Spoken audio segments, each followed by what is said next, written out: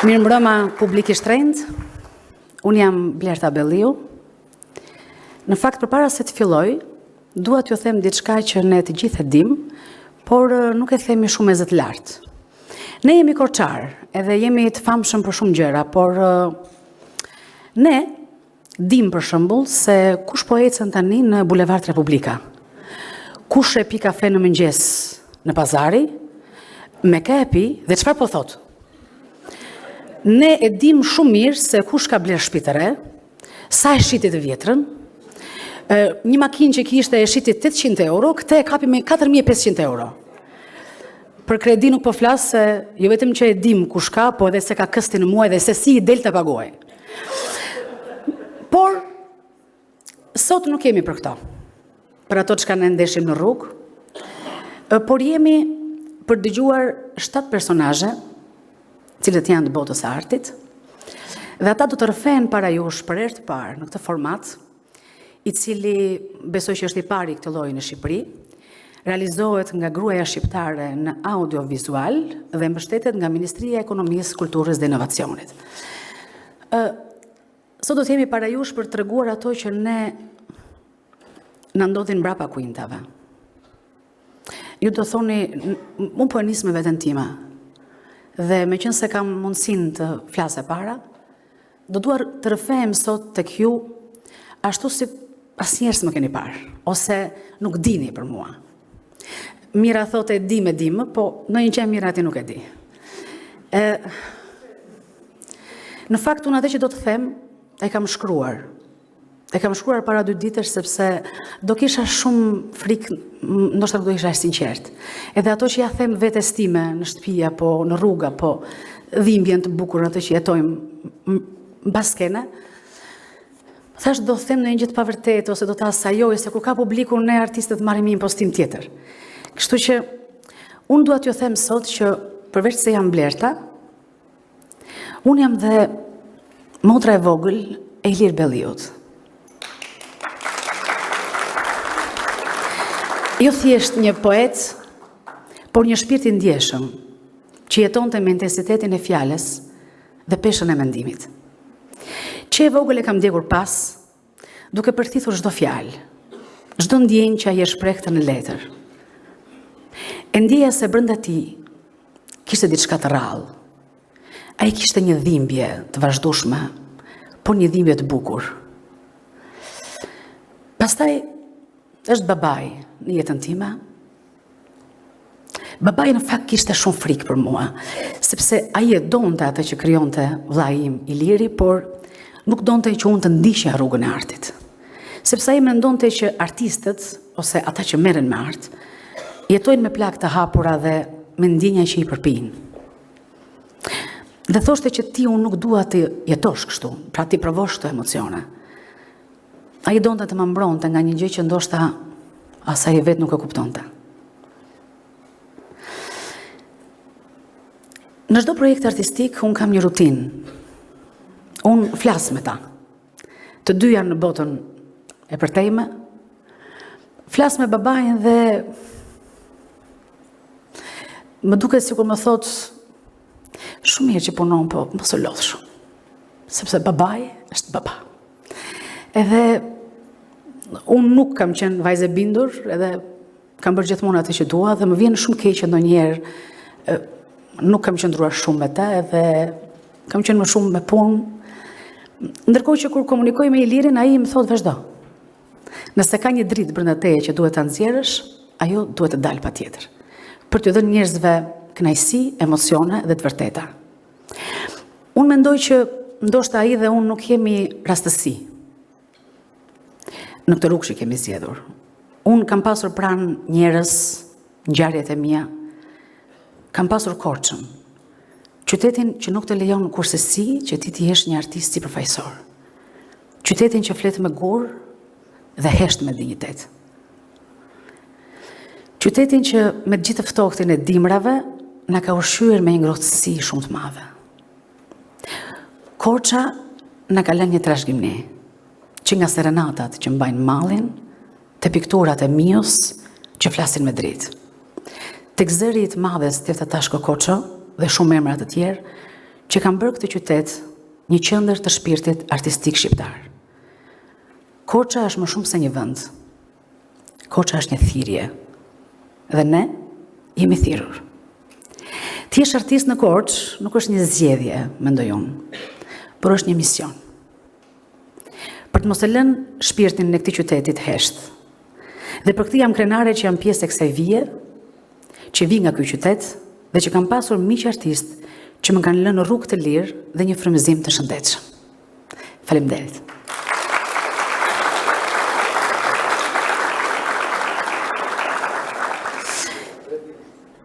Tani unë do të ftoj një artist, një personalitet që ka qenë dëshmitar i gjallë i evolucionit të artit korçar.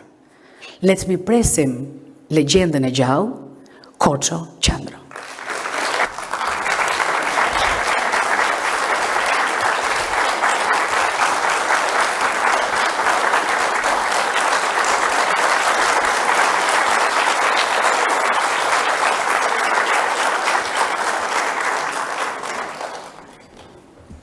Mirë se vjen të Koço. Mirë se vjen. Unë do përpiqem të ri afër. Besoj që të dy do flasim në të njëjtin mikrofon. Në fakt, Xhaxhi Koço ka lindur në vitin 1927. Në kohën ku në Korçë nuk ishte televizor, as internet, ndërkohë tani jeton me një tjetër teknologji, ka dhe Facebook dhe Instagram, komunikojmë shumë shpesh, kështu që është i vetmi që i ka prekur pothuajse të gjitha ndryshimet.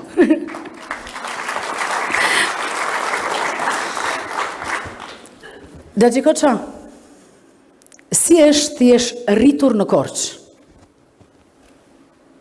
Si të them,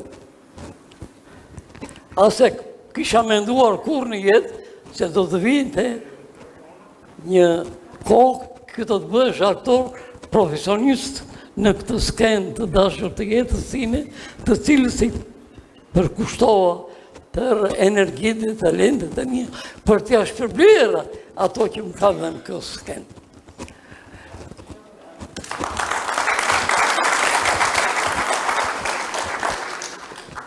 Xhaxhi Koço, sot duam diçka që ti nuk e ke thënë ndonjëherë.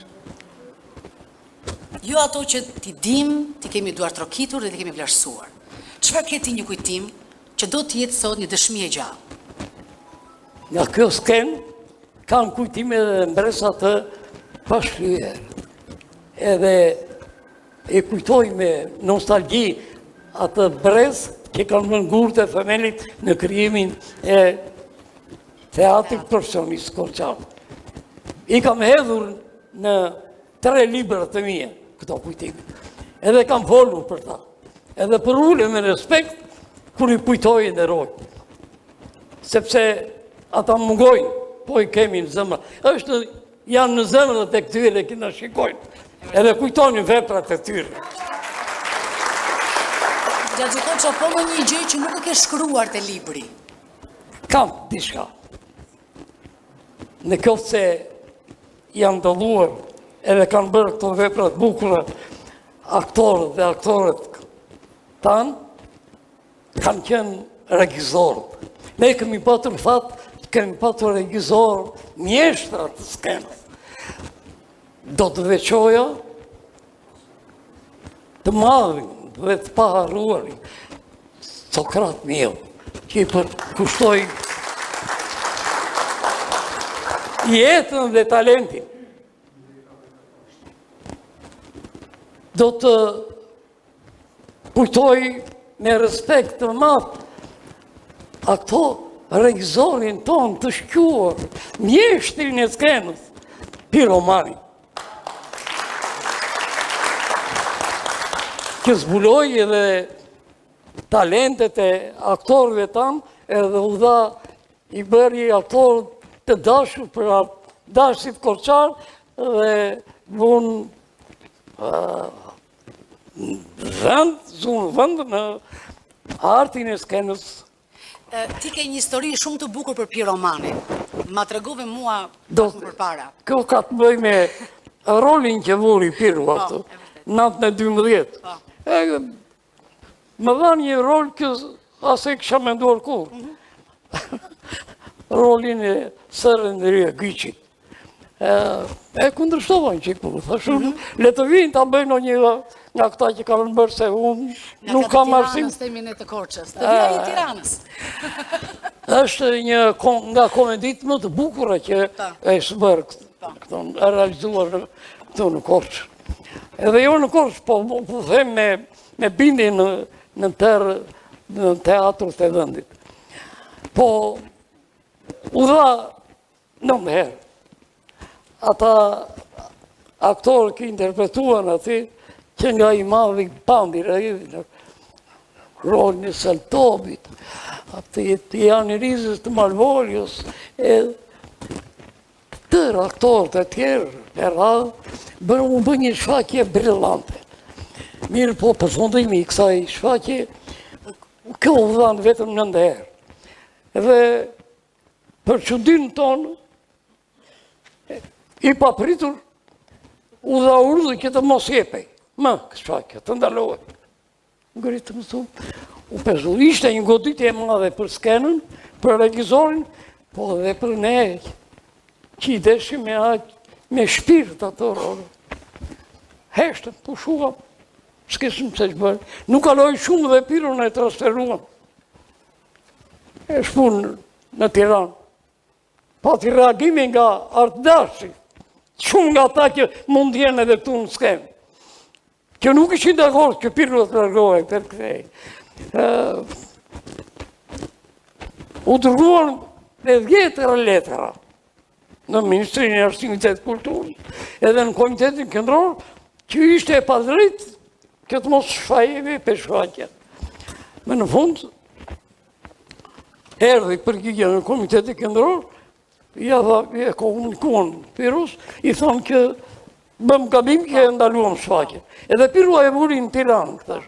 E vuri në Tiranë, atëre u ngritën ardashik Korçar këtu edhe kërkuan me këmbgulli këtë jipe edhe këtu, në Korçë. Edhe Pirua sa ishte martuar me të shoqen, me Pavlin, edhe erdhe dhe zonë vëndë në thërëzim, se është një ngjarje me të vërtet për të keshur, po dhe është tragjike. Bëm provat njerë me entuziasm, publiku me prise këshu që të bëhe shfaqje. U bë gati, edhe thamë, jemi gati, tha Pirua, mbas i bëm provat. Thamë, jo, do të bëhe të regimi, prova generali. Po të prova generali e kemi bërë një. Jo, tha, ta bërë. Në saktuan orën e 10 atë ditë. Edhe në më pregatitit në rejnë nga si zakonisht, prisim që të vinin autoritetet, komitetin partisës, intelektualit, kur shikojmë në 10, pa 5, në hyjnë në 10 punëtorë, edhe një instruktori komitetit partisë. Edhe ullin aty në radhën e 3. Ishte kontrolli punëtorë.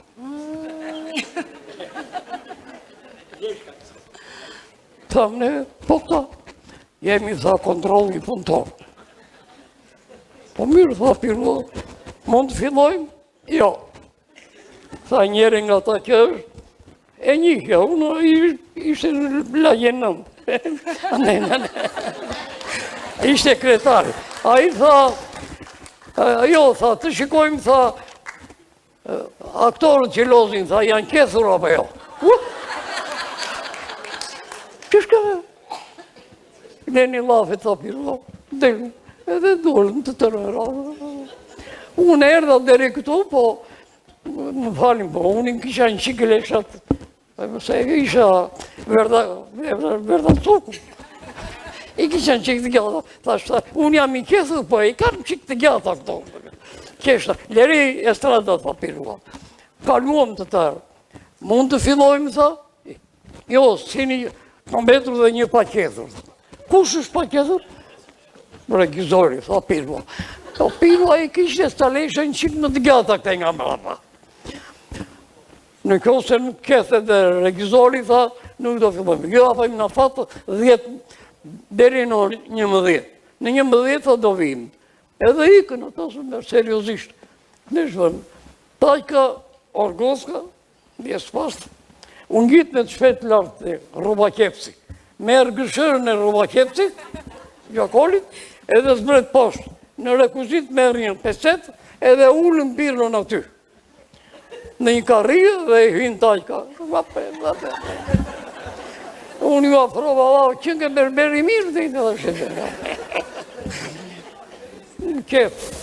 Në 11 më këthirën ato. Edhe mund të fillon, e parë në pirë rrinde kështu. Po, tha mund të fillojmë. Pirë nuk këndrojmë ati, po e hyri këtej me neve.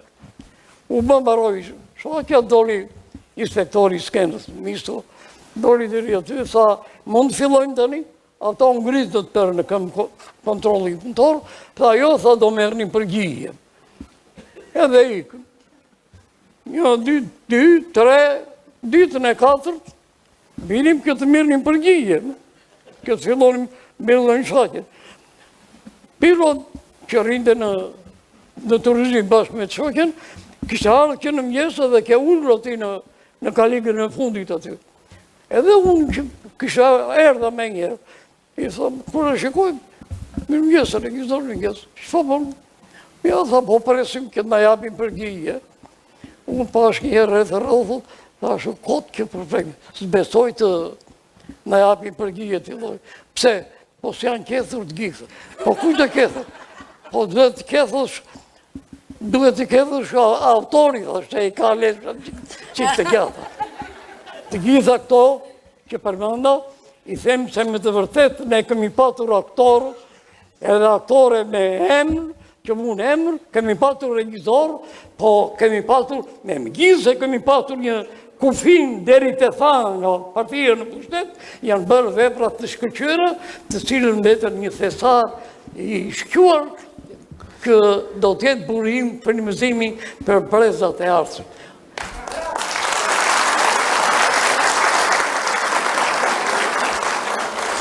Faleminderit shumë. Koçoj Qendro. Uroj me gjithë shpirt, që kështu si qini sënde t'jeni gjithmonë me pranë aktorëve të së kemi. Edhe ti gjithmonë ka qiri. Uroj me gjithë shpirt.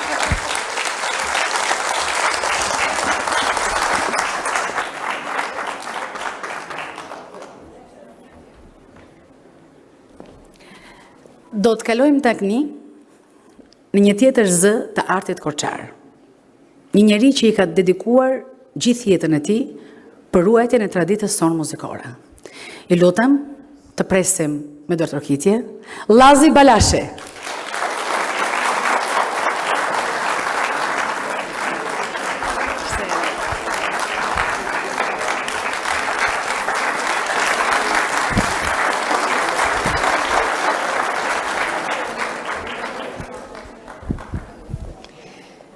Xhaxhi Llazi, si të filloi kjo dashuria për këngën? Tash i para se të filloj për dashurinë për këngën, duhet të falenderoj të gjithë kompozitorët tanë që na mësuan çështë kënga, si ta këndojmë këngën, që të jetë më mirë, më ëmbël, që spektatori ta dojë ashtu siç e ka dashur për herë. Tash i dëshira për të kënduar lindi që në shtëpi. Ne të gjithë këndonim në shtëpi. Këndonte nëna jonë, me ato ninullat e saj, me atë ëmbëlsinë e zërit të saj. Dhe nuk vazhdojmë me këtë. Ne, në shembullin e saj, ne kënduam. Këndoi dëshmori Nesi Balashi, këngët për më mëdhenë. Këndoi Gaço Balashi në korin e artizanatit, me ato këngët që Pavlosova kishte bërë. Dhe më në fund, këndojnë mostra jone vetme, Marika Balashi, e cila në moshën 16 vjeç, mori një nga detyrat një nga rolet më të rëndësishme në operetën e parë, Agimi. E pra, duke unë nisur nga këto dëshirat, unë bënja që mos të vinja në korin e Pallatit Kulturë, që baza e këtij korit ishte kori lira. Ky kor ka qenë edhe është do mbetet emblema jo vetëm e Korçës, po e gjithë Shqipërisë. Prandaj ky kor më ka hyrë në zemër dhe unë me atë kor jam edhe sot. Dhe do të këndoj sa të më raj zemra në Kranor.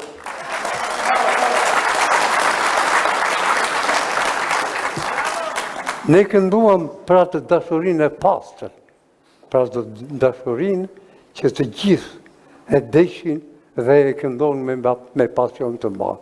Kujtoj, unë kam kënduar me Tolja Adhami, kam kënduar me Todo Saraci, kam kënduar me Gaqë Organxhin, kam kënduar dhe me tenor të tjerë. Zëri embël i tyre më ka bërë që unë të bashkoj me ta dhe sot kur unë jam 93/94, në shembull në tyre, unë do këndoj se te kenga të mban gjallë. Kenga është ushqimi i jetës. Këta janë figurat që janë një dëshmi e gjallë e artit korçar, që trashëgohet dhe sot Kori Lira nderi kombit. Joakim? Tani, do t'ja marrësh një këngës? Ua! Sa bukur me, kur ishim bashkë, dashurin e kishime, të embel shumë, zilina kishine, të gjithë bota, kur naci korine, bashkë të dy, zilina kishine, të gjithë bota, kur naci korine, bashkë të dy. Lazi Balashi. Faleminderit shumë. Juroj nga zemra dhe ju të keni shëndet dhe këngën të këndoni, se qyteti Korçës ka qenë, ashtu do i të edhe i këngë dhe i punë edhe i djesë. Faleminderit.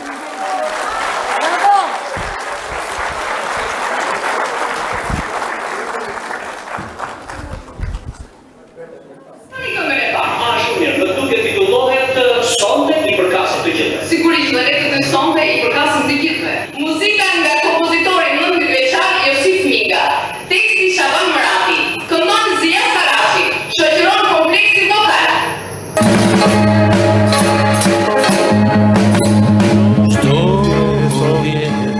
Kur vi këndoj të këtu, dje i shqetësi, s'dia do t'a gjej rrugën për të këty.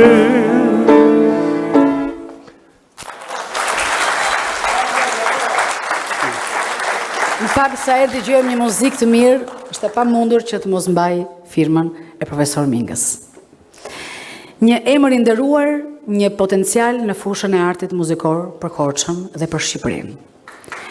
Prej 50 vitesh ka krijuar 120 vepra muzikore në disa profile: muzikë orkestrale, korale, a cappella, instrumentale, skenike si opera dhe opereta, muzikë filmash për fëmijë, performuar brenda dhe jashtë vendit. Kanë spikatur për punimet e materialeve popullore, qytetare, serenata dhe tradicionale. Ka drejtuar nga viti 1978 ansamblin artistik Skënderbeu në një rrugë suksesi. Josif Minga.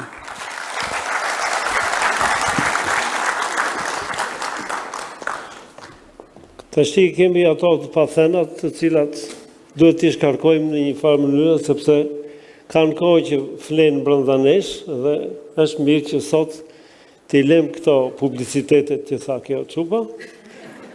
Edhe të themi ato. Momenti i parë është një si u lidha me muzikën, sepse unë fisin e kam me shkencëtar, me matematikë, me mjekësie, kështu me radhë. Kështu që unë devijova, madje pata rastin që nga të gjitha ata që kishin qenë në shkollë të muzikës, nga 18 nxënësit ty në klasë të parë, asnjë prej tyre nuk mbriti në konservator pas 12 vjetësh dhe shkova unë.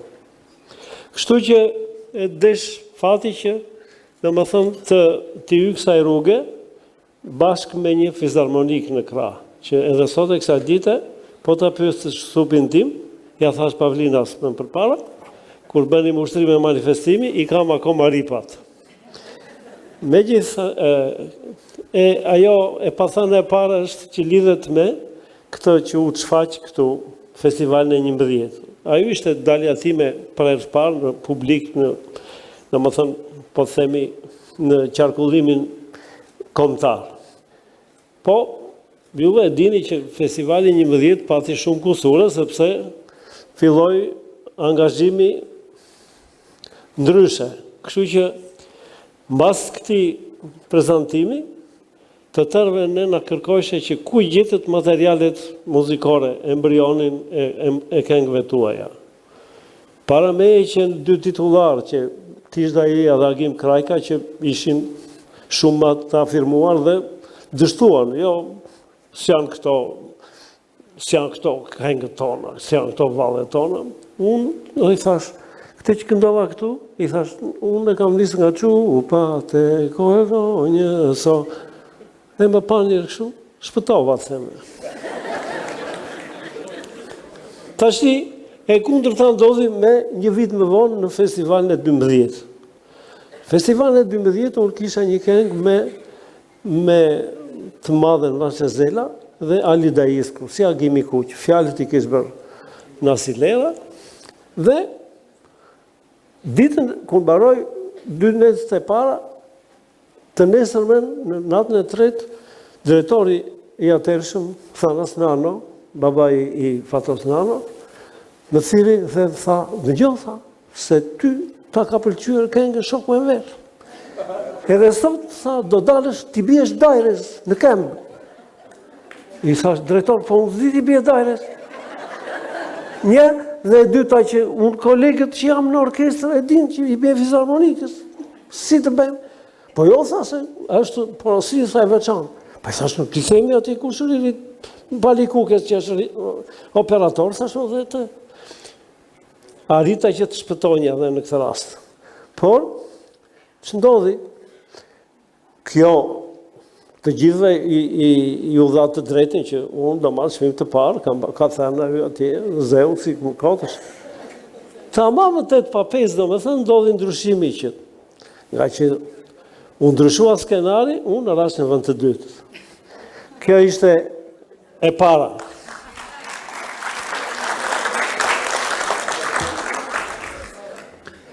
Tashti, kam përfitoj nga rasti që ta zbraskët në Republik, kam 3 figura që ju detyrojnë përjetësisht. I pari është Agim Krajka, po këtu është profesor Çesku. Agim Krajka më ka mësuar piano. Bëri një fantazi për Fizharmonik dhe orkestër, dhe unë e kam lojtur dhe kam marrë 4 çmime me ata. Ajo s'mori asgjë. I dyti është profesor Çesku. Ky është emblema e muzikës shqiptare. Do më thënë, ky më mësoi si bëhesh kompozitor. Dhe nuk e harroj të rjetën, sepse ishte një fuqi intelektuale që nuk mund ta harroj. Edhe paka shumë më shpërblevi Mikaela kur bëri 90 vjetorin që mbajti të tëra të referencën shumë të bukur. I treti është Kastriot Gjini.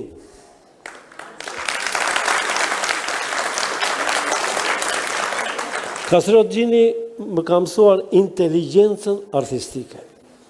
Ishte i vetmi që e kthente vargun në muzikë. Dhe më thënë, pati fatkeqësinë që iku shpejt nga kjo jetë, po pati dhe suksesin që i dha publikut këngë shumë të bukura, që dhe sot e kësaj dite vlerësohen dhe këndohen. Tjetra foto. Tashi këtu jemi në Kalabri. Edhe do përmend vetëm 2 momente. Është momenti kur unë mu kërkua, me qenë se ishte java e kulturës arbëreshe, mu kërkua që të bënja një muzikë me vargje të Deradës. Edhe kjo është trioja bie po s'dua të fle, që dolli me shumë sukses gjatë javës të kulturës arbëreshe, e incizuam dhe në Radio Bari dhe kaloj shumë mirë. Kjo më kënaqi mua, mirë po qarë është ajo që dua të them tashi që e kam brengë dhe sot e kësaj dite. Sepse unë e mbështet një suksesin veç kësaj, edhe në Lulushi, ai klarinetisti shumë i mirë. Tash klarinetisti, Lulushi sa i kishte përthyer si instrumentist. Dhe unë desha ta merrja jashtë shtetit në turneun në javën e kulturës Arbëresha. Mirë po, sa vinja në sekretari i byros, i partisë, që të merrja atë jo lejen, po duhet të merrje patjetër të merrje karakteristikën. Edhe i thash kam ardhur për Nevruz Nuren, Lulushi. Jo, tha s'bëhet ajo. Pse s'bëhet, i thash? Po tha, njerë vjen në punë, njerëz vjen, tha. Më duket se edhe me grua, tha, nuk i ka mua betet mirë, tha, dhe kështu. Dëgjoj, i thash, unë nuk e marr as për fatorinë të dalluar, i thash. As për moral të shkëlqyer, i thash. Unë e marr se i bie gërnetës. Po jo, tha, duhet një çik biografi, tha, si do ta marrësh? Po që për biografi, thash unë me një të bire Mikhalakos, a ju është komunist i parë, o s'di t'i bjerë gërnetës.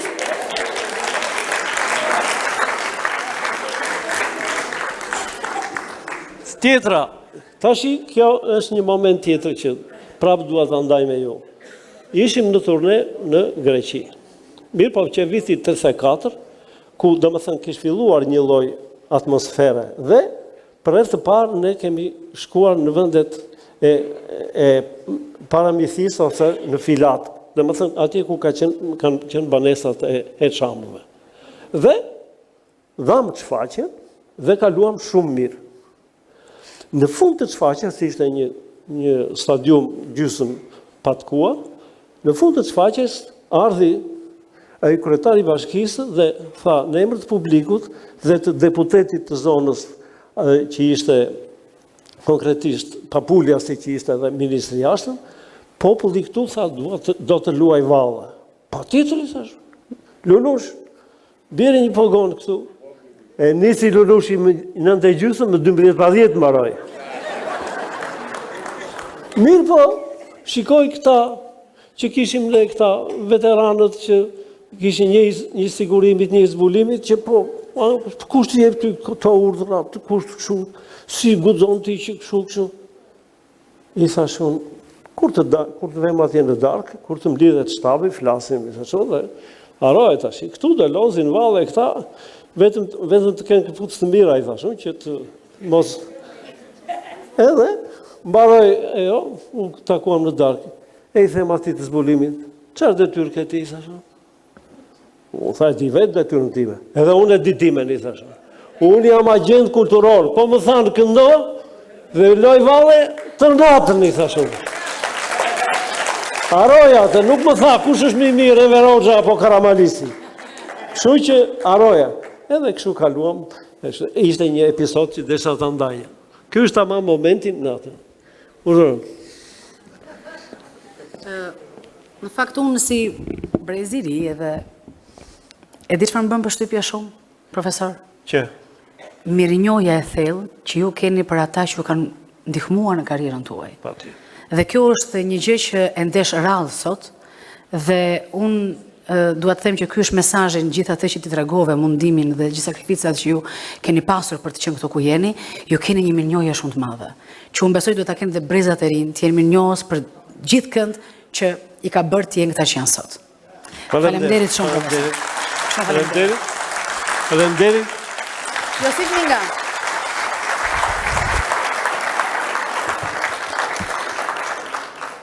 Do të vi tani një zonjë. Do të vi një artiste e cila ka mbi 40 vjet në skenë, e spjekatur për rolet në teatr, por dhe në ekran, në film. Ajo dihet kush është? Zamira Kita. Si që tha Blerta, unë i kam thënë të gjitha, jam edhe natyrë që s'mbaj asgjë. I them jo vetëm në rreth emisore, por edhe më gjerë, në ekranet ndryshme të televizioneve. Por ky takim i sot është shumë ndryshe, është shumë emocional, është shumë i bukur. Atje pas perdes, më është dashur të dëgjoj historitë e kolegëve të mi. Jam emocionuar shumë nga Koço, nga Lazi, Josifi sigurisht, por me Josifin kemi punuar shumë, disa gjëra dhe i kemi dëgjuar. Unë do ta filloj me familjen time. Ka gjëra të cilat nuk i kam thënë kurrë, nuk i kam treguar. Edhe mbase sot emocioni për mua do jetë edhe më i madh. Unë kam humbur babain, kam humbur edhe vllajin. Ajo që doja të ndaj me ju është që dhimbja nuk largohet asnjëherë, veç se ne mësohemi të jetojmë me dhimbjen, të jetojmë me humbjen. Mësohemi të mos e kemi pranë njeriun e dashur. Ndoshta edhe juve ju ka ndodhur kjo, por unë dua të tregoj që shumë pak ditë mbasi e humba vllajin dhe i dham lamtumirën e fundit, më është dashur të luaj në këtë skenë. Ma besoni, shumë pak ditë mbas vdekjes së tij. Dhe unë kam luajtur një rol të gëzuar që qeshja, këndoja, aktroja. Por mendjen dhe zemrën e kisha atje ku i kisha dhënë lamtumirën vllajt tim. Nuk e kam thënë asnjëherë sepse kjo ka qenë një gjë shumë e rëndë, shumë e trishtuar. S'kam dashur kur në asnjë takim me askënd, nuk kam dashur kur që të tjerëve t'ua përcjell dhimbjen edhe i dhërimin tim. Por sot dua ta them, sepse dua t'u tregoj brezave që jeta nuk është kaq e thjeshtë, ndodhin shumë gjëra. Ato duhet kalojnë, mbase vdekja është më e rënda, por edhe të tjera probleme, shqetësime. Ne që merremi me art, kur ngjitemi në skenë, duhet harrojmë çdo gjë, ta kalojmë dhe të përcjellim atë për të cilën jemi krijuar. Sepse kur Zoti dhe prindrit na kanë ndërtuar me një lloj talenti, ne atë duhet ta vëmë në shërbim të njerëzve, në shërbim të publikut, siç unë jam përpjekur shumë herë ta bëj këtë gjë. Pra, siç tregova familjen time, vëllain, babain, motrën dhe nënën. Për fatin e mirë, nënën e kam ende pranë dhe një këshill u jap gjithëve, të rinjve kryesisht, shikojini dhe gëzojini prindrit për sa kohë keni në jetë, gëzojini për sa kohë keni pranë, sepse shumë shpejt ju mbasin dhe nuk i gjejmë më. Doja të ndalesha shumë pak te babai, sepse siç e kam thënë gjithmonë, ai e ka nxitur dashurinë për teatrin. Dhe dua ta veçoj këtë fakt sepse në vitet kur unë jam bërë aktore, ishte shumë e vështirë që një vajzë të studionte për aktrim dhe të luante në teatr apo në film. Babi e kishte shumë e dëshirë, më ka nxitur, unë kam luajtur me të dhe më pas kam vazhduar studimet në Akademinë e Arteve. Dhe Vitek fotoja ku jam me 3 shoqet të mjet, të cilat i kam shumë të afërta, Elvira Diamanti, Raimonda Bulku dhe Rita Gjeka, kemi qenë shoqe në akademi, një miqësi, prandaj dhe kam zgjedhur foton, jo vetëm që më kujton shkollën, akademinë dhe gjithë shokët dhe miqtë e mi, siç kam dhe sa dushin këtu përpara, që emocionohem sa herë ne takohemi me njëri tjetrin, por ne vazhdojmë ta ruajmë këtë miqësi 40 vjeçare, takohemi shpesh, ndonse jemi larg, nuk jemi në të njëjtin qytet dhe në të njëjtin shtet, por ne takohemi, bëjmë udhëtime, krijojmë kujtime të reja dhe shumë bukur që një miqësi kaq e gjatë të funksionojë mirë. Është ajo dashuria midis njëra tjetrës. Dhe po tek akademia do të ndalem tek shtëpia e Bernarda Albës, një nga veprat më të bukura në të cilën un kam luajtur, them të cilat, sepse e kam luajtur 2 herë. Një herë kam qenë Adel, edhe Ameli një herazi, sepse kam qenë dublante me Elvira Diamantin, këtu jam Amelia, dhe një herë, siç ju vetë keni parë, tek Hani Pazarit, kam luajtur Bernardën, sepse vitet shkojnë, ne nuk kemi më vajzat vogla të reja, dhe bëhemi nëna, e bëhemi gjyshe në rolet tona. Gjithashtu në rolet e mia më të dashura, un kam Xhenin, tek kapitulli 2 me Regjinë Qendrimrianit, e veçoj, sepse kish kaluar një periudhë kohe kur isha shkëputur pak nga teatri, isha tek estrada, më pëlqenin shumë materialet humoristike, asnjë nuk i kam neglizhuar, por sigurisht teatri ishte dashuria ime, kisha bërë disa role në teatr, po ende nuk e kuptoja mirë se si luaj teatri, ende nuk e dija se çfarë bëja, dhe me Regjinë Qendrimrianit u riktheva edhe një herë te dashuria ime e madhe tek teatri, krijova rolin e Xhenit në krah të Sotiraq Bratkos, dhe nga ai rol të cilin e kam dashur shumë, e kam dashuruar fort rolin, grupin, stafin, mënyrën se si u bë regjia e asaj vepre, me të njëjtin pasion vazhdova për gati 12 vjet të realizoj role të ndryshme në teatr, komedi, tragjedi, dramë. si teatri dhe filmi. Filmi është një dashuri e madhe, ndoshta më e madhja në fushën e artit. Dikur thosha nuk kam bërë shumë filma, prandaj dhe duam shumë filmin, por tani them që vërtet kam realizuar këto vitet e fundit shumë filma, por mira tek filmi Yllka do të ngelet roli im më i dashur dhe më i bukur, një bashkëprodhim shqiptaro-zviceran. Dhe kur flas për familjen time të vogël, familjen time të re, tani nuk është më e re sepse vajza po bëhet 23 vjeç. Enira është dhimbja ime. Më besoni, më ka dhënë gëzim shumë të madh si çdo nën, por më ka bërë dhe të vuaj shumë, më ka dhënë shumë dhimbje për shkak të shumë problematikave që ajo ka kaluar, por për fatin e mirë kanë kaluar dhe ajo sot është rritur, nuk është më një vajzë bullafiqe, por është një tjetër vajzë tani.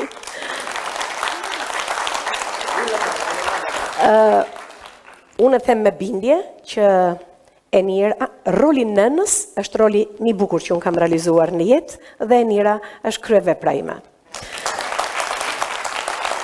Beni nuk e di pse foton më kanë vendosur në fund, i bie që tjetë qershia mbi tort.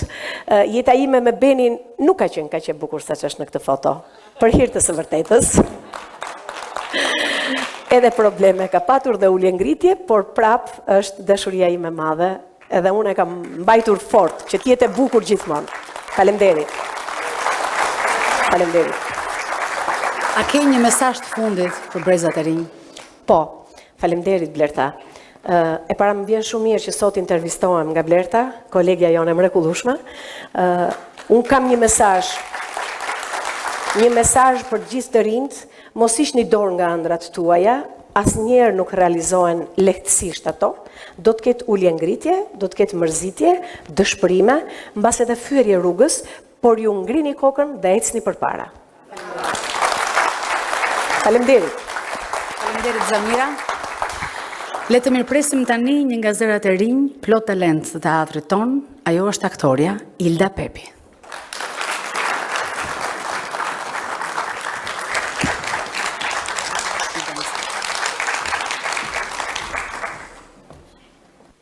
Dimri acartë korë që mbulon, dhe rrugët janë veç shkretë të tjerë. A i zë jëmbël më zemrën, s'ma ngro. A jullë më gjepsës, më s'ndrinë. Hapat e shpejt plot jetë, sytë që ndrisnin plot dëshirë, zërin plot pasion dhe ndjenjë. Sot si kema, o qyteti vështirë. E një flat i ftohtë përplaset në fytyrën time, si një melodi mjerimi për lotësit e mi. Do të grisja me mira kujtime, veç të shihja dhe njëherë për si gjalli. Të kthehej qoftë si një ndërim ajo fytyrë që dhe pa jetë falte dashuri, të bjerë dhe njëherë telefonin agim, ku zëri jotë më zjonte nga çdo ndërim. Shiu i ftohtë që binte atë natë, i turbulloi furishëm mendimet e tua. Një ndjenjë frikshme t'u derdh në gjak, e natë e egër mendove, kjo botë s'është për mua.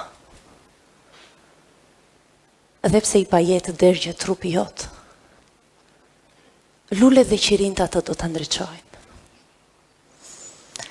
Tinës do të rjedhin shumë lotë të ngrotë, që me malë, ty do të kujtojnë.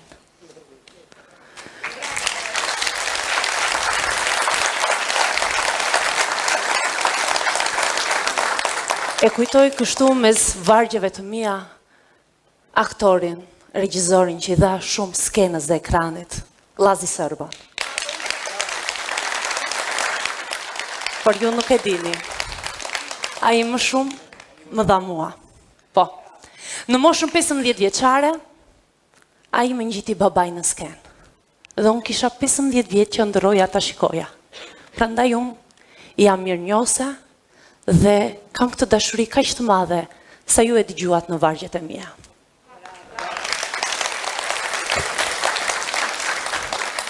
U rita ashtu me sëndrash të përflakta, mes kësaj dhimbje të madhe, që më bëri një dashuri të madhe për artin. E shikoja babain tim të fliste për artin, e shikoja të përgatiste të rinj, të më përgatiste edhe mua, por unë kur nuk e kisha parë në sken. Edhe dalja e ti në sken për mua ishte tronditja më e madhe. Ishte një emocion që më përfshiu dhe e kam të gjallë ende në trupin tim, lotët më rrithnin nga gëzimi, më në fund unë atë e pash në sken. Dhe ashtu mes dhimbjesh, mes lotësh, vendosa.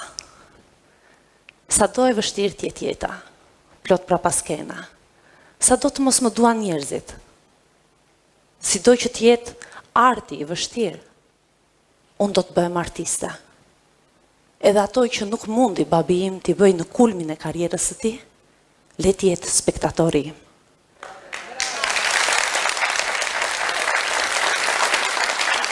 Nëse do ta vrasësh një artist, rëmbeja skenën në kulmin e karrierës edhe mos kërko asgjë më tepër. Në shpirtin e tij është një var i hapur. Edhe unë këtë var doja ta mbushja me lule. Edhe kështu që çdo gjë që unë sot jam apo bëj, është për të. Dhe unë jam një plastelin që ka qenë në dorën e tij dhe jam sot këtu për ju. Por jeta ime nuk ka qenë vetëm e mërzitshme.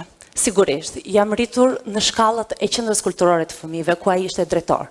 Kam vrapuar, kam thurur ëndra, kam ndërruar shumë. Edhe pse ai nuk më linte të ndërroja shumë. Donte që të isha fëmijë mes fëmijëve. Doja të këndoja, më pëlqente aq shumë. Por më thoshte gjithmonë, "Jo, ti nuk di të këndosh." Ai nuk donte që unë të gaboja. Dhe meqense babai im shkruante, atëherë nisa të shkruaj edhe unë. Po, doja që patjetër të isha në festivalin e fëmijëve me çdo kusht. Kështu që meqense nuk dija të këndoja, mësova të repoja dhe shkrova tekstin e parë rep, një risi për festivalin e fëmijëve. U rita me shumë dashuri, me shumë përkrahje, me një vlla që ka qenë krau im i djathtë, një njeri që më ka mbështetur. Babai na mësoi artin, por ne i thyem të gjitha kornizat e tij, sepse ne donim të shkonim më tej. Edhe kështu, mes paragjykimesh se ne ishim fëmijët e një aktori, e një artisti, kur mban në kuris emrin e një artisti, sigurisht që shumë dyert të hapen, por dhe shumë të mbyllen. Shumë herë më kanë thënë çmimet i fitoj sepse ai je babai. Shkrimet nuk janë të sajat, ja ka bërë jati. Ata ndoshta më rëmbyen disa ditë të bukura, por ata kur nuk arritën të më rëmbenin besimin tek vetja, sepse nëse do të ma kishin rëmbyer, nuk do të mundesha të bëhesha aktore. Shkova në akademi, edhe atje njoha një profesor, Altin Bashën, një njeri me shumë potencë, që më mësoi diçka që unë e vlerësoj shumë, përveç se ai besoi tek unë, më dha role të bukura. Ai më mësoi që unë të fshesh shpirtin tim të brisht, nga një vajzë që gjithmonë përlotesha me fjalën e parë. Tani të jem një vajzë e guximshme që nuk dua t'ja di për asgjë kur kam dashurim për artin. U ktheva në Korçë. Por përpara se të kthesha në Korçë isha pjesë e Portokallis, edhe për këtë sigurisht jam mirënjohëse Altinit. U ktheva në Korçë dhe nuk ishte kthimi im aq i bukur. Jetojmë në një qytet shumë të bukur, por që çdo ditë të vret me bukurinë e tij të heshtur. Nëse nuk doj që t'jesh në krye, nuk do të mund t'jesh. Edhe kështu, 10 vjet vrapova këtu, në për teatr, me role të vogla, mbrapa skene, shumë herë edhe mërzitur, por me s'duar trokitjesh tuaja. Ato më mbajtën gjallë. Edhe pas 10 vitesh, pas 10 vitesh, dikush besoi tek unë. Besoi me rolin e Lipës. Një rol që më kujtoi se unë mund të bëj diçka në skenë, mund të bëj atë që unë dua më shumë, teatrin dramatik. Edhe ju ma mbushët shpirtin, me duar trokitje tuaj që më shoqëruat çdo natë. Edhe sigurisht jam mirënjohëse, sepse çdo ditë ne punojmë për ju. Por dashuritë e mia nuk mbarojnë. Ndoshta kjo më bën të jem një njeri që kërkoj. Kam një pasion për karnavalet. Nisi si një kapriço. Një fustan që më dhanë për karnavalet, nuk doja ta vishja, po një lloj si vitin e kaluar. Edhe kështu fillova të krijoj. Shumë herë mërzitem, sepse marr më shumë përgjegjësi, edhe më duket se nuk ja dal dot. Por sërish kthehem në katin e tretë për të punuar më fort. Edhe kjo dashuri më çon shumë larg. Dhe në fund të ditës kuptoj që po, kam talent edhe për këtë.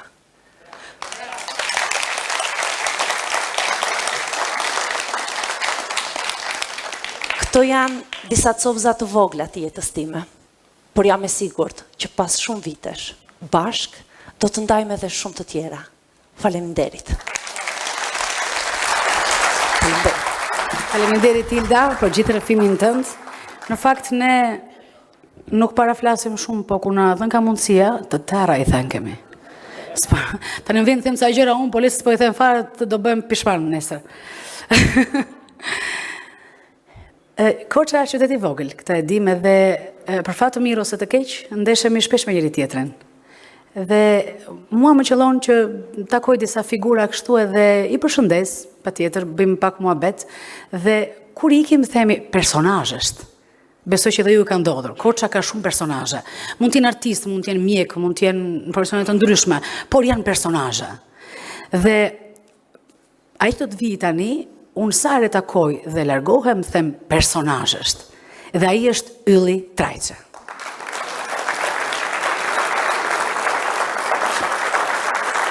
Ylli, mirë se vjen. Mirë. Sot jam këtu për të folur për një rrugë që është afër teatrit. Është rruga time. Është rruga Koço Çamçe, që në 150 metra ka mbajtur 9 artistë që kanë bërë epokë. Jo vetëm në Shqipëri, po edhe jashtë. Po të në rrugë, shtëpia e parë është shtëpia time, ku është lindur, është rritur babaj tim, aktor, artist. Ajo e fillovi që në moshën 16 vjetë me teatrin e Ijes. Pastaj kaloj në grupet amatore, në Shtëpinë e Artit, në Rinia Korçare, ku filluan të vinin drama dhe komedi të plota dhe të mira. Ata i jepnin gjallëri qytetit, jetës artistike të qytetit. Më vonë, me një urdhër të veçantë, kalon në Fushëraz dhe ngrej teatrin Partizan. Që atje, mbasi dhanë disa shfaqje, urdhrojnë të shkojnë në asambli ushtërisë me komandant Gaço Avrasin. I bashkojnë ati dhe fillojnë aktivitetin e tyre. Dhe finalizojnë me konferencën e Beratit në shfaqje. Për baban tim kam shumë që të them, po koha është e limituar. Babaj kthehet në Korçë dhe emërohet drejtori i shtëpisë të parë të kulturës, ku kishte rrethe teatri, shkencore, letrare, artistike e tjera. Në vitin 1949 bënte edhe punën e regjisorit. Në vitin 1949 bëhet teatri Olimpiada e parë ose festivali i parë i teatrove të Shqipërisë. 2 ishin trupa profesioniste. Teatri Popullor dhe Shkodra. Korça s'ishte bërë akoma. Korça dhe Durrësi ishin akoma amatorë. Korça fiton çmimin e parë me dramën Ishulli i Paqes që e kishte vënë babaj tim Dimitri. Më vonë, mbas sa muajsh, bëhet teatri profesionist, caktohet drejtori i parë i teatrit, është themelusi teatrit ti, ku bëri shumë role një jetë në film, sidomos në I teti në bronz me Mazlemin. Me batutën, Mazlem që kemi? Hiq. Një batut që mbeti emblema. I kanë dhënë titullin artisti merituar, si dhe qytetar nderi I Korçës. Përka shërinte Vangjo Garbocka. Dhe Vangjo Garabos ka moshatar me te, kanë filluar me teatrin e Ijeve, me grupet amatore, po Vangjoja ka një diçka shumë të bukur. Në atë kohë vjen armikun e popullit të Ibsenit. Dhe Vangjoja kishte rolin kryesor dhe e ka interpretuar në mënyrë të shkëlqyer, ku shtypi foli për te. Mirë po, autoritetet e shkurtuan pjesën, e censuruan. Këta e bën komplet dhe e dhanë ashtu si që ishte. Këtu ndodhi një incident në salë. Komandanti Gjendarmerisë thret nga sala, mbylleni perden. E mbyllin perden. Populli thret, apeni perden. Dhe kjo punë për 2-3 herë. Në fund e lanu shfaqjer në fund, dhe aktorët në fund të dramës u arrestuan të tërë nga Gjendarmeria. Për një dramë. Vangjoja kalon në teatrin amator, më vonë, në Shpina Kulturës, është themeluesi teatrit të parë, dhe dihet që Vangjoja ka bërë 3 role në teatr kryesor, edhe në film, po në film është cilësuar si artisti i roleve të vogla. I vëllai e tij Mistoja dhe ai jetën e filloi në teatr, e mbaroi në teatr. Ai ishte në teatrin Partizan, njëkohësisht bënte edhe punë me kronistit, ku ka stamposur në negativ shumë momente kryesore të asaj kohe. Mistoja kthehet, është dhe ai themeluesi i teatrit të Korçës, dhe këtu ku e filloi jetën në këtë skenë dhe këtu e mbaroi. Mëtej i madhi Ivan Gjosh Furxhi. Shokut i mi fëminisë. Kam emocione për te.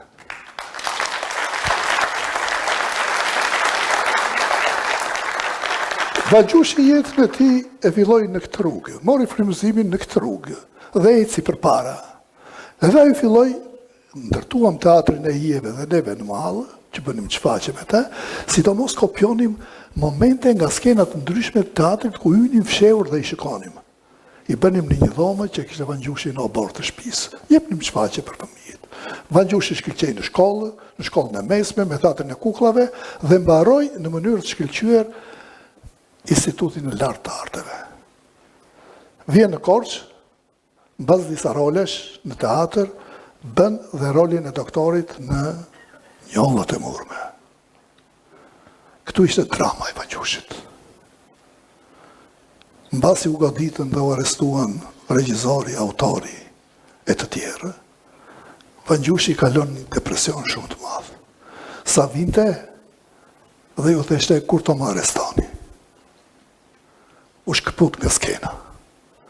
Për një kohë të gjatë mbeti pedagog. Po pastaj u rikthye sidomos në ekran. Janë rolet e tij të mrekullueshme. Arifi, në I Teti në Bronz, Pellicelli, italiani, infermier që ishte, po mi madh mbetet Latif Bora, për mua. Do t'u tregoj vetëm një moment, kur gjiroheshe filmi. Vangjushi me rovole shikon veten e tij në pasqyrë dhe duhet t'i shtinte të vriste veten në pasqyrë. Kishte frikë. I kishin thënë që bën plumbi rikoshetë, mund të të kthejë ty të të vras ty. Nuk e gjiroj në një si mënyrë të. Po të të gjirosh, nuk e gjiroj. Erdhen kompetent për atë punë, e bën provën ata që unë bushmende që gjirovi Vangjushi atë skenë. Vangjushi ka titullin e madh artisti i popullit.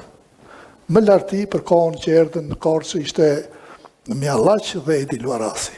2 njerëz të mrekullueshëm, 2 artistë të mrekullueshëm. Mjallaqi ishte një euridit, kishte një kulturë të madhe të përgjithshme dhe artistike. Ai fillovi me intrigë dashurie në Tiranë dhe mbaroi me Njollët e Murme në Korçë. Ky ishte fundi i Mjallaqit. U arrestua dhe ka bërë 8 vjet burg për një dramë. Për një dramë. 8 vjet. Megjithatë, ai prapë u ringjall, bëri punën mbasi u lirua nga burgu, kurse Edi, e madhja Edi, një grua shumë e fortë, nuk pranoi në asnjë mënyrë të ndaheshe nga Mjallaqi, të divorcoheshe nga hy. U shkëput nga skena, punoj si roba qepse dhe rriti 2 fëmijët, një djalë dhe një vajzë. Më lartë, Tefta Tashko Koço. Vjen nga Egypti dhe vendoset në mallën tonë. Bën koncertin e parë në Korçë. Pastaj kalon në konservatorin e Montpellier's, ku mbaron konservatorin, kthehet në Shqipëri dhe fillon të bëjë shfaqje në gjithë qytetet e Shqipërisë. Veç asaj, ajo bëri shfaqje në Beograd, në Scala di Milano, edhe në qytetet tjera të Evropës.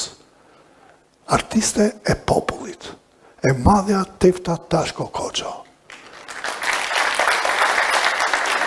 Mëtej, si të themi para fundit, është Dhimitër Mborja. Dhimitër Mborja shkon në Amerikë, studion për pikturë dhe bëhet një skenograf i madh në Hollywood. Krijon dhe shoqërinë e tij filmike multiplikative dhe me objekte plasteline.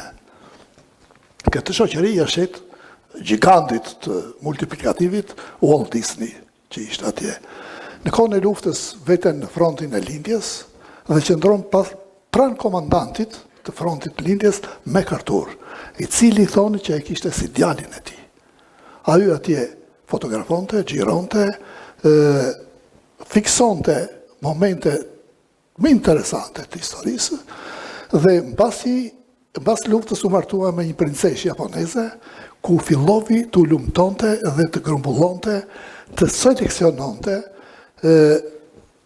gjëra artistike të lindjes, si gjatera, mobilje, e shumë gjëra tjera, shpata, thika, që ishin ato kostume të tëra. Dhe kryesorja është që atë muze, bashkë me një vleftë të madhe monetare, e la për qytetin e tij, për Korçën. Ky muze është ndërtuar që në themelet e tij, nga hy, dhe është një nder i madh për Korçën. Dhe nuk i vuri për nder të nënës tij që jema nuk e pa të rjetën dhe e priste të takonte, Vika. E kishim në mall një grua e përkryer, ai i vuri mbi emrin e çupërisë të nënës të tij Bratko. Është Muzeu Bratko, që e nderon Korçën. Më lartë është Kiço Blushi, shkrimtar. Ka qenë redaktor në televizion, ka qenë redaktor në kinostudio, ka bërë 17 skenarë artistike. Po mbi të tëra qëndron Beni e Cënvetë, ku në Salerno ai film mori kupën në festivalit, si dhe në Shqipëri mori çmimin e Republikës. Këta janë artistët e rrugës time. Në 150 metra është e rrallë të gjesh njerëz të këtillë. Kaq në një rrugë në Korçë. Po në rrugët e tjera sa ka? Unë them se ka shumë. Jo vetëm në art, po në shkenca, në pedagogji, në lemet e tjera. Prandaj neve, them unë, duhet të njohim mirë vetveten. Dhe t'i bëjmë një pyetje. Ç'bëmë sot ne për qytetin tonë? Po, ky në fakt është një mesazh shumë i bukur dhe ajo që bëm ne sot në këtë mbrëmje ishte zërat e artistëve, cilët bën një udhëtim emocional me të thënat dhe të pathënat, të dëgjuara dhe të padëgjuara. Bashkënatë e mirë. Këta ishin personazhet e kësaj mbrëmje, cilët folën me zemër të hapur. Një projekt nga gruaja shqiptare në audiovizual, e mbështetur nga Ministria e Ekonomisë, Kulturës dhe Inovacionit. Unë ju falenderoj që ndat këtë mbrëmje me ne, miq të dashur. Shpresoj që të kemi thënë ca të vërteta dhe të kemi falur kënaqësi. Por, ky është fundi. Të lutem, maestro Minga. Je aty? Më tha një gjë brillante mbrapa, mund ta ndash me publikun? Edhe këtë dhe e mbyllim. Mua më pëlqeu shumë. Kush tregon më të bukurat, kështu është po. Tashti, Linditha Theodorin e mbani mend që. E kishte me shumicë krenarin. Edhe, pse s'më merja shtetit. Dhe në fund, i thashë do mësoj diçka këngë popullore, me disa tyre i mësova hapi sytë zgjidh, çobankat e tjerë, dhe eci shumë mirë. Tashti iku në emigracion, iku në Greqi, pastaj vajti në Kanada, edhe pas 20 vjetësh unë ndodh në Dudushi në Top Channel. E më thonë mua, po nuk ardhe ti, nuk vet emisioni. Unë atë ditë kisha provim edhe thash do nisem mbas orës 2 edhe vajta atje. Sa yra brenda i thotë do filloj regjistrimi po. Tha, Dudush të më premtoj që të më bëj një tjetër këngë api sytezes. Unë t'ja pa njeri, thash unë. Faleminderit, maestro.